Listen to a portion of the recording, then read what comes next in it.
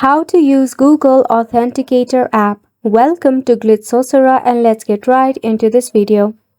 To use the Google Authenticator app, firstly, download it from your Google Play Store or App Store. Then, tap on the Open button once it is installed. Select on the Get Started option. Tap on Continue or select any other Google account. I was not able to screen record on it due to privacy and safety policy of Google Authenticator app. However, once you are logged into your Authenticator app, at the right hand side you will see a plus sign icon. You need to tap on it. There you will find two options, that is scan QR code or another one is to enter a setup key.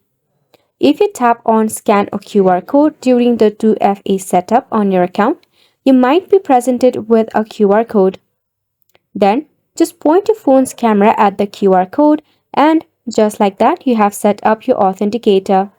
In the case of a setup key, you have to select on the option of setup key. Choose Enter Setup Key option. Enter the key provided by your account and give your account a name for easy identification. Now, to use a Google Authenticator, it is pretty simple. Every 30 seconds, you will receive a 6-digit code which you can apply once you are trying to log in into your account. By that way, you will have a very secure account for you. We hope that you found this video helpful to you. Thank you so much for tuning in.